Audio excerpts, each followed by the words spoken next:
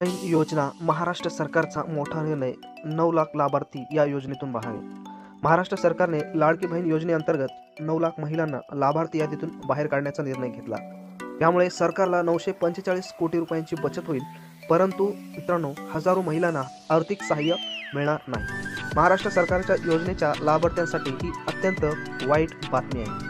महाराष्ट्र सरकारच्या लाडकी बहीण योजनेच्या लाभार्थ्यांसाठी वाईट बातमीमध्ये काय आहे? सरकार या योजनेअंतर्गत 9 लाख महिलांची नावे काढून टाकणार आहे, ज्यामुळे लाभार्थ्यांच्या संख्येत मोठी घट होईल आणि यांना लाभ मिळणार नाही. याआधीच 5 लाख महिलांना योजनेतून बाहेर काढण्यात आले होते आणि आता अतिरिक्त 4 लाख नावे काढली जाणार आहेत. त्यामुळे राज्य सरकारला एकूण 945 कोटी रुपयाची बचत होण्याचा अंदाज आहे.